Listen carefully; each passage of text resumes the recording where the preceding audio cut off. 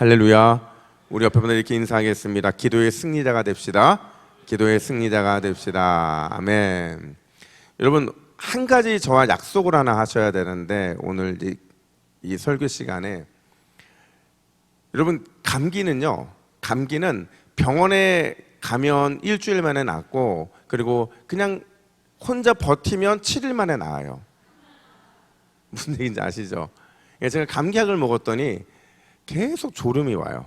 그래서 여러분, 제가 이렇게 오늘 설교하다가 한 3초 말이 없잖아요. 눈은 뜨고 있지만 마음은 지금 졸고 있는 거예요. 여러분, 깨워주셔야 되잖아요. 뭐라고 깨워주시냐면, 목사님 좀 이렇게 한 3초 뭐라고요? 대신 여러분들이 졸고 있으면 제가 집사님 좀 이렇게 할 테니까, 약속이에요. 갑자기 설교하다가 제가 왜 좀 이러느냐고 하지 마세요. 오늘 여러분이 저를 깨워주시고, 제가 여러분 깨워주셔서 말씀의 역사하는 은혜가 있기를 축복합니다. 여러분, 피노키오 효과라는 게 있어요. 이게 뭐냐면, 우리가 잘 아는 이 피노키오라는 작품이 있잖아요. 여기에 보면 피노키오가 뭐 할 때마다 코가 길어져요? 거짓말을 할 때마다 코가 조금 자라서 완전히 커지는 게 이게 피노키오의 이야기거든요. 근데 이게 과학적으로 맞는 말일까요? 틀린 말일까요? 과학자가 아니니까 대답할 수는 없겠죠. 하지만 어떤 사람이 연구를 해봤대요. 진짜 피노키오의 이야기가 사실인가 해봤더니, 실제로 거짓말을 할 때 사람 얼굴에서 가장 두드러진 변화가 일어나는 게 뭘까요? 코예요. 왜 그러냐면, 거짓말을 할 때 코 주변에 이 혈류량이 막 늘어나면서 그것 때문에 코가 갑자기 길어지는 것처럼 보이기 때문에 그런 거죠. 이게 피노키오 효과라는 건데, 우리 실험을 할 겁니다. 옆 사람을 보시고 옆 사람에게 할 수 있는 가장 축복된 말 한마디를 할 텐데, 그 말을 할 때 어디 보면서 말을 하라고요? 눈 보지 마시고 어디 보면서요? 자, 옆에 분 한번 봐보세요. 보시고 지금도 칭찬을 하실 텐데, 진심 담지 않으면 코가 길어집니다. 우리 옆에 분에게 가장 축복된 말 한마디 하겠습니다. 시작.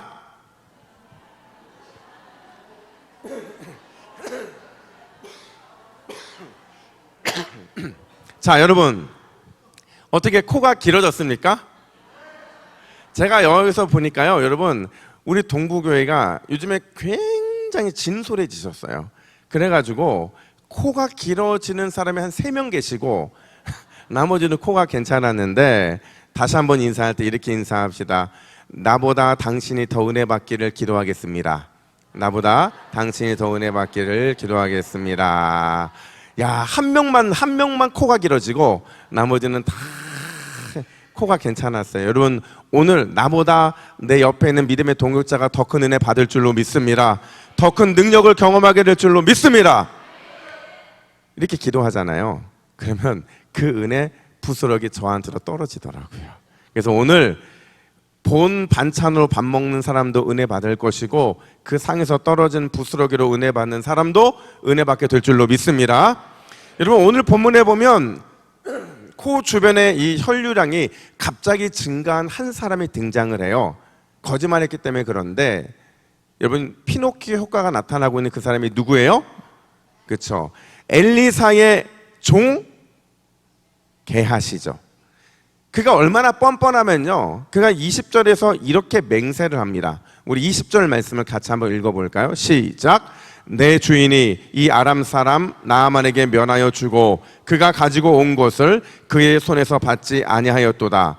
하나님께서 살아계심을 두고 맹세하노니 내가 그를 쫓아가서 무엇이든지 그에게서 받으리라. 자, 여러분, 게하시가 뭐라고 맹세를 하냐면, 나 도저히 참을 수 없다, 반드시 나아만에게 가서 뭐든지 받아오겠다라는 맹세를 하더라는 거죠. 실제로 게하시는요, 나아만을 찾아갑니다. 그리고는 치료의 명목으로 은 2달란트와 옷 2벌을 받아 챙기게 돼요. 맹세한 대로 행한 거죠. 근데 중요한 건 그 결과인데, 그가 이 일로 인해 얻은 게 뭐냐? 우리 27절 말씀도 같이 한번 읽어볼까요? 27절입니다. 시작. 그러므로 나아만의 나병이 내게 들어 내 자손에게 미쳐 영원토록 이르리라 하니 게하시가 그 앞에서 물러 나오매 나병이 발하여 눈같이 되었더라. 자, 여러분, 놀랍게도요, 게하시가 이것 때문에 어떤 병을 얻게 돼요? 나병이죠. 근데 중요한 것은 이 나병이 갑자기 게하시에게 생긴 나병이 아니라 누구의 나병이 옮겨온 거예요? 그렇죠. 그럼 중요한 질문, 지금 나하만이 나병에 걸린 상태에서 전염이 된 겁니까? 나하만은 치료가 됐는데 전염이 된 겁니까? 그렇죠. 치료가 됐는데 전염이 됐다라는 얘기는 이게 자연적인 전염이라는 거예요? 아니라는 거예요? 자연적인 게 아니라는 거죠. 근데 여러분 생각해 보세요. 도대체 왜 이런 일이 발생한 걸까? 아니, 은 2달란트와 은 2벌 받은 게 뭐라고 굳이 나병이라는 저주의 질병이 이 게하시에게 생긴 이유가 뭐냐 하는 거예요. 여러분, 오늘 본문에 우리 주목해야 되는 건 뭐냐면 이 게하시에게 옮겨진 나병의 발병 이유, 그리고 그걸 통해서 우리가 뭘 교훈 삼아야 되는지를 살펴봐야 되는데, 첫 번째로요, 한번 따라해 볼까요? 은혜에 집중해야. 집사님, 좀 누군가가 좀 졸았다는 얘기예요. 다시요. 은혜에 집중해야 나의 약함을 극복할 수 있습니다. 자, 여러분, 사람은 누구나 다 약점이 있어요, 없어요? 약한 게 다 있어요. 어떤 사람은 돈에 참 약하고요, 어떤 사람은 보는 것에 참 약하고, 어떤 사람은 건강에 약하고 체력에 약하고, 또 어떤 사람은 관계와 지혜와 말에 이르기까지 참 이런저런 다양한 약함들이 있는데, 이 땅에서 약함을 갖고 살아간다는 것은 완벽한 사람이 없기 때문에 그래요. 하나 이상의 약함을 가지고 늘 우리가 그 약함권에 넘어질 수 있다는 사실을 생각하는 게 그게 지혜 있는 삶의 모습이라는 거죠. 자, 그렇다면 질문, 오늘 본문에서 게하시는 어떤 약점이 있을까요? 게하시에게는 어떤 약함이 있을까요? 그렇죠. 그거를 좀 유식한 말로 말하면 탐심이라는 약함이 있는 사람이었어요. 여러분, 탐심하면 떠오르는 게 뭐냐면 견물생심이거든요. 뭐예요? 눈으로 봤는데 그걸 갖지 않고서는 견딜 수 없는, 절제할 수 없는 그 욕망이 내 안에 있는 거죠. 바로 그게 게하시의 약점이었는데, 우리가 주목해야 하는 건 뭐냐면 탐심의 약함이 있던 게하시, 그의 인생은 사실은 이 탐욕과 관련된 유혹이 참 많았다라는 거예요. 여러분 생각해 보세요. 게하시가 오늘 본문에 등장하는 이 시험만 있었던 게 아니라 그의 삶을 들여다보면 참 많은 탐심에 대한 욕망이 있었는데, 여러분 게하시가 누구랑 늘 함께 같이 다녔죠? 엘리사와 늘 함께 다녔는데, 이 말은 무슨 얘기냐면, 자 여러분, 엘리사의 몸에 있는 것 중에서 가장 게하시가 탐할 만한 게 뭐가 있을까요? 뭐가 있을 것 같아요? 그쵸, 겉옷이요, 겉옷. 이 겉옷이 원래는 엘리사의 겉옷이 아니었죠. 누구의 겉옷이에요? 엘리야가 마지막 하늘로 병거 타고 올라가면서 남긴 유품이었어요. 근데 이 옷이 그냥 겉옷이 아니라 이 옷으로 엘리사가 어떤 권능을 보였죠? 요단강을 확 갈라지게 만드는 사건이 발생을 했잖아요. 그러니까 대단한 옷이었다는 거죠. 그러니까 그의 눈에는 어떤 면에서는, 이 게하시의 눈에는 엘리사의 겉옷이 계속 거슬렸을 수도 있어요. 또 여러분 생각해 보세요. 수넴 여인이 굉장한 부유한 여인이었는데 그가 엘리사를 위해 참 많은 섬김을 합니다. 그 섬김을 보면서도 야, 수넴 여인의 이 부유함에 충분히 흔들릴 만한 탐심이 게하시에게 있더라는 거예요. 근데 중요한 것은 지금까지의 그 어떤 것에도 게하시가 흔들린 적이 없다라는 거예요. 수많은 탐심의 유혹이 있었는데 그 유혹 가운데 흔들림이 단 한 번도 없고 오늘 본문에서 비로소 흔들리더라는 거죠. 그 이유가 뭐냐? 여러분, 그 이유가 뭐냐면 자신이 뭔가를 했어요. 지금까지 모든 일들 속에는 자신이 한 게 하나도 없어요. 근데 유일하게 오늘 본문에서는 자신이 뭔가를 했는데, 여러분 지금까지 게하시의 인생을 들여다보면 엘리사의 참 가려진 인생이었어요. 근데 나아만의 경우 어떤 모습이 등장을 하느냐? 우리 10절 말씀 우리 같이 읽습니다. 시작. 엘리사가 사자를 그에게 보내 이르되 너는 가서 요단강에 몸을 7번 씻으라. 내 살이 회복되어 깨끗하리라 하는지라. 아멘. 자, 엘리사가요 자기 집 문 앞에 서 있는 나아만에게 누구를 보내요? 사자를 보냈는데, 여러분 엘리사가 보낼 만한 사자가 누가 있을까요? 그죠? 누구예요? 게하시인 거죠. 사자 메신저 게하시를 보냈더니 게하시가 지금 7번 요단강물에 씻으라고 말을 하고 그랬더니 실제로 회복되어 깨끗하게 되는 것을 보더라는 거죠. 여러분 이런 착각 안 하겠어요? 내가 하나님의 말씀을 대언했고 그 대언의 결과가 나아만의 나병이 치료되는 엄청난 기적이었다는 거죠. 나도 누구만큼 능력이 있나 봐?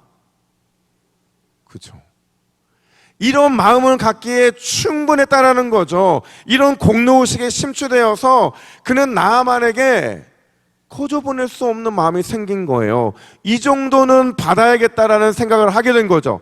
근데 게다가 여러분 게하시의 마음을 가장 크게 힘든 게 뭐냐면요, 나아만이 가져온 선물이었어요. 그 선물이 뭐였느냐? 5절은 이렇게 묘사합니다. 우리 5절도 같이 한번 읽어볼까요? 시작.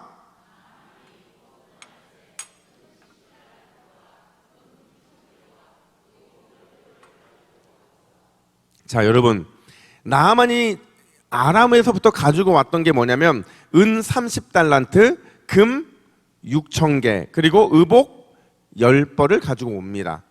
오늘날로 이거를 환산하면 여러분 깜짝 놀랄 거예요. 이게 그 성경학자들이 이걸 오늘날로 환산해 봤더니 어느 정도의 가격이라고 말하는 줄 아세요? 100억. 그러니까 옛날로 따지면 지금 이 나아만 장군은 어떤 사람이냐면 정주영 회장인 거예요. 이건희 회장인 거예요. 어마어마한 100억의 이 가치를 가지고 왔으니 지금까지 한 번도 본 적이 없는 그런 액수였잖아요. 그러니 얼마나 여기에 마음이 끌렸겠냐는 거예요.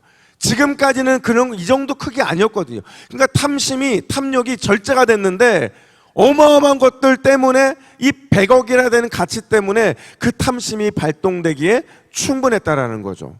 근데 한 가지 여러분 우리가 주목해야 되는 게 있어요. 그게 뭐냐면 똑같은 조건이고 똑같은 내용인데 누구는 이 엄청난 걸 거절했을까요? 엘리사는 거절하죠. 너무 감사해서, 사실 어떻게 보면 엘리사는 하나님께 직접 메시지를 받아 전달했기 때문에 엘리사는 그 말씀대로 전하고 그 열매를 얻을 수 있음에도 불구하고 엘리사는 도리어 거절을 하더라는 거예요. 눈앞에 100억 이상이 있는데 왜 이걸 끝까지 거절했을까? 그 이유를 26절, 오늘 본문 26절은 이렇게 말합니다. 우리 함께 읽습니다. 시작. 지금이 어찌 은을 받으며 옷을 받으며 감남원이나 포도원이나 양이나 소나 남종이나 여종을 받을 때이냐. 자, 여러분, 집사님 자, 보세요. 지금이 어찌라는 표현을 쓰고 있거든요. 지금이 어찌라는 표현은 뭐냐면요, 지금 이 상황을 말해주고 있는 거예요. 이 상황에서 은이나 옷이나 감남원이나 포도원이나 양이나 소나 이런 것에 관심을 둘 때가 아니라는 거죠. 그러면 어디에 관심을 둬야 되는 때냐? 따라합시다. 하나님의 은혜. 하나님의 은혜. 여러분, 왜 하나님의 은혜가 중요하냐면 지금 나아만 장군이 이 모든 병이 치료되는 과정 가운데 인간들이 한 행동이 있어요? 없죠. 아무것도 없어요. 심지어 하나님이 엘리사라는 위대한 선지자를 통해서 나만 한 사람 고치는 거 불가능했을까요? 충분히 가능했죠. 수넴 여인의 죽은 아들도 살려냈는데 이 나병 하나 치료하는 거 쉽지 않았을 거예요. 근데 오늘 본문에 보면 게하시가 말을 전하는 거 빼놓고는 모든 곳에서 인간의 작용과 그것에 따른 결과가 나타난 게 하나도 없더라는 거예요. 순전히 100% 누가 하신 거예요? 하나님이 하셨고 100% 하나님이 하신 일에 대한 결과더라는 거죠. 그러니까 여러분 생각해 보세요. 만약에 나아만이 엘리사를 통해 고침을 받았어요. 그러면 나아만이 돌아갈 때 어떤 마음이 들었을까요? 하나님의 높임을 받았을까요? 엘리사가 높임을 받았을까요? 엘리사가 높임을 받았을 거라는 거죠. 근데 이게 제가 첫 번째 이 설교할 때 이 말씀을 드렸어요. 그냥 오늘 본문의 나아만은 그냥 나아만이 아니라 100년 뒤의 나아만이에요. 100년 뒤의 나아만이라는 말은 무슨 얘기냐면 100년 뒤에 어떤 일이 발생하느냐, 나아만이 은혜 받고 가서 뿌린 씨앗이 니느웨에서 드디어 요나 선지자를 통해 역사되는 엄청난 결과를 가져온다고 제가 말씀을 드렸잖아요. 이 은혜가 제대로 심겨져야 그 은혜의 열매가 이렇게 나타날 수 있기 때문에 지금 엘리사의 입장에서는 어찌 다른 것에 관심을 둘 이유가 없는 거예요. 오직 뭐에만 관심을 둬야 되느냐? 지금 은혜가 나아만에게 임했고 그 나아만이 받은 은혜가 훗날 니느웨의 부흥의 불씨가 될 것이라는 소망을 가지고 행하는 것, 오직 그거에만 관심을 쏟아야 된다라는 거죠. 결국 게하시는 은혜에 쏟아야 할 마음을 지키지 못해요. 그러자 그 마음에 어떤 마음이 자리 잡아요? 탐심이 자리 잡더라는 거예요. 그리고 탐심의 결과는 뭐예요? 평생 나병의 저주로 인해 고통스러운 삶을 살게 되더라는 거죠. 여러분, 이건 우리도 마찬가지예요. 여러분, 우리가 오늘도 내일도 아니 평생 동안 성도로서 하나님의 은혜, 그 은혜를 받고 누리고 나누는 것, 그것에만 우리의 마음을 쏟아야 되는 줄로 믿으시기를 축복합니다. 왜 그런 줄 아세요? 은혜를 향한 마음을 잃어버리잖아요. 반드시 그 자리에 뭐가 찾아와요. 뭘까요? 탐심입니다. 나는 욕심이 없다고 여러분 마음을 놓지 마세요. 탐심은요, 어떤 방향으로 틀어서 우리의 마음을 장악할지 아무도 몰라요. 어떤 사람에게는 권력의 탐욕으로, 어떤 사람에게는 소유의 탐욕과 인정의 탐욕으로, 또 어떤 사람에게는 명예의 탐욕으로 그 인생을 지배하게 만드는 게 탐욕의 힘이거든요. 여러분, 자연스럽게 우리의 영혼은 어떤 상태가 되어버리냐? 탐욕이 들어오는 순간 나병이 눈같이 가득해지는 그런 상황이 돼버릴 수밖에 없다는 거예요. 그 대표적인 예가 여러분 사도행전 5장이잖아요. 사도행전 5장에 보면 아나니아와 삽비라 부부가 등장을 하는데 이들이 예수님을 모르는 사람인가요, 여러분? 아니에요. 은혜 받았어요. 엄청난 은혜를 받고 복음의 역사 가운데 어떻게 은혜를 갚을까를 고민했는데, 은혜를 받았으면 은혜를 갈망해야 되는데 그 순간 탐욕이 그를 찾아온 거예요. 탐욕이 찾아오니까 더 큰 은혜에 계속 마음을 쏟지 못하고 사람으로부터 인정을 받아야 되고 그러면서도 명예로운 신앙생활을 하고 싶은 그 욕망 때문에 결국 죄를 범하게 되잖아요. 그 죄를 범하는 마음의 상태를 사도행전 5장 3절은 이렇게 말합니다. 우리 메시지 성경으로 같이 읽습니다. 시작. 그런데 내가 무슨 생각으로 이런 속임수를 썼느냐? 여기서 속임수는요, 탐심을 말해주고 있는 거예요. 은혜에 집중하지 못하게 되자, 은혜의 지배가 이루어지지 않게 되자 결국에는 탐욕과 탐심이 그들의 마음을 삼켜버리고 만 거죠. 사랑하는 여러분, 우리는요 어떤 삶을 살아야 되느냐? 갈라디아서 5장 24절을 보세요. 우리 이 말씀을 두 번 같이 읽습니다. 시작. 그리스도 예수의 사람들은 육체와 함께 그 정욕과 탐욕을 십자가에 못 박았느니라. 다시요. 그리스도 예수의 사람들은 육체와 함께 그 정욕과 탐욕을 십자가에 못 박았느니라. 할렐루야. 여러분, 저와 여러분들은 그리스도 예수의 사람들인 줄 믿습니다. 저와 여러분들은 예수 그리스도의 사람들이에요. 그 사람들이 십자가에 못 박아야 될 세 가지가 있어요. 뭐였어요? 육체와 정욕과 탐심이래요. 이걸 왜 십자가에 못 박아야 되냐면, 그러지 않으면 반드시 우리 안에 영적 나병이 걸리기 때문에 그래요. 목사도 그렇고요, 장로님들도 그렇고, 안수 집사님들도 그렇고, 권사님들도 그렇고, 순장님들도 그렇고, 교사들도 그렇고, 방심할 수가 없는 거예요. 내 안에 영적 나병이 들잖아요. 우리는 어두운 삶을 살아갈 수밖에 없는 거예요. 여러분, 육체와 정욕과 탐심에 대해 십자가에 못 박는다, 이걸 한마디로 뭐라고 표현하냐면, 따라합시다. 나는 죽었다. 여러분, 죽었다고 고개가 죽어지면 안 되고요. 다시요. 나는 죽었다. 나는 죽었다고 생각하고 살아야 된다는 거예요. 돈과 권세와 명예와 인정에 대해서 끊임없이 나는 죽었다고 생각을 해야 되는 거죠. 여러분, 오늘 이 밤에 계속해서 은혜만 집중하시기를 간절히 축복합니다. 지금은 은혜만 집중할 때예요. 은혜에 집중하면, 은혜의 지배를 받으면 내 안에 있는 탐심은 물러가고 오직 하나님 주시는 은혜의 충만함이 머무르게 될 줄로 믿습니다. 뿐만 아니라 두 번째로 오늘 본문은 이렇게 말해요. 한번 따라합시다. 날마다 껍질을 벗자. 껍질 아니고요, 껍질입니다. 껍질. 여러분, 껍질을 벗는다는 것을 유식한 말로 표현하면 탈피를 한다는 거예요. 믿음의 탈피, 성장을 위한, 또 성숙을 위한 변화는 반드시 필요하다는 거죠. 앞서도 말씀드렸지만 게하시는 무명에 가까운 종이었어요. 그러니까 열왕기하를 전체를 보면 오늘 본문 외에는 거의 게하시의 이름이 등장하지 않습니다. 여러분, 이름이 아직 드러나지 않았다는 것, 이름이 아직 알려지지 않았다는 것, 다른 말로 먼저 아세요? 아직 이 사람은 준비되고 있는 과정 가운데 있다는 거예요. 아직 준비의 과정 가운데 있다는, 준비의 기회의 시간이라는 거죠. 잘 준비하면 준비한 것만큼 그의 이름이 알려질 수 있는 기회의 시간을 보내게 된다라는 거예요. 사실 여러분, 엘리사도요, 원래 유명했던 사람입니까? 아닙니까? 아니에요. 엘리사는요, 엘리야가 부르기 전까지 무명으로 밭을 가는 사람이었어요. 근데 그 사람은 이 엘리야가 콜링했을 때 잘 준비되어 있었기 때문에 선지자로서의 사명을 온전히 감당했던 거죠. 이 관점에서 26절 상반절을 다시 한번 읽어볼까요?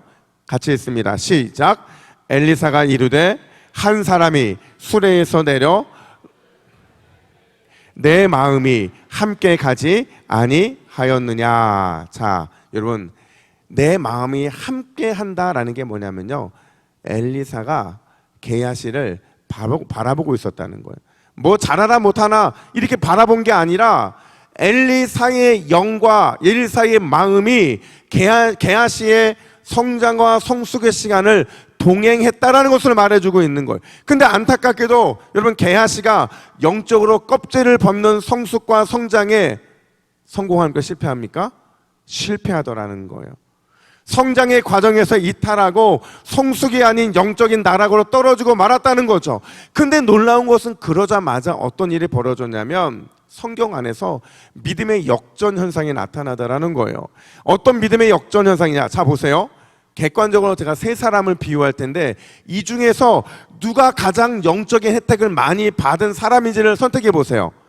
아람에서 나아만과 왕을 움직였던 한 작은 노예 소녀, 또 오늘 엘리사를 찾으러 왔다가 나병을 얻은 나아만, 그리고 엘리사의 종 게하시. 결과 말고요, 이 세 사람의 조건만 보면 누가 가장 큰 영적인 혜택을 받은 사람이에요? 게하시죠. 왜냐하면 게하시 옆에는 늘 누가 있었어요? 하나님의 종 엘리사가 있었잖아요. 근데 여러분, 가장 영적 혜택을 받아야 될 사람이 가장 영적 혜택을 못 누리고 작은 성장에 그치고 말더라는 거예요. 나중에는 무너지고 말더라는 거죠. 뭐가 문제였느냐? 여러분, 은혜의 자리에 있는다고 해서 다 끝나는 게 아니에요. 은혜를 경험했으면 그 은혜는 반드시 우리에게 내 신앙의 껍질 벗는 것을 요구한다라는 거죠. 제가 어제 서울을 다녀왔어요. 여러분, 서울에 갈 때 제 마음이 되게 어떨 것 같아요? 실향민이니까, 고향을 잃어버린 실향민이잖아요. 지금 저는 12년째 서울을 잃어버리고 지금 대전에서 8년을 전전긍긍하고 제2의 제3의 고향 우리 부산에서 4년째 지내고 있는데, 근데 서울 갈 때 막 설레거든요. 근데 왜 갔냐면 저희 새로람 교회 목회자 모임이 있어요. 세목협이라고. 이제 오정호 목사님이 총회장 마지막 이제 한 20며칠 남았거든요. 그러니까 이제 우리 그 부교육자였던 담임 목사 하시는 목사님들을 모시고 식사를 한번 하고 싶어져서 부르셨어요. 그래서 갔는데 목사님들끼리 모이면 보통 무슨 인사하는 줄 아세요? 뭐 잘 지냈어 이런 게 아니고요.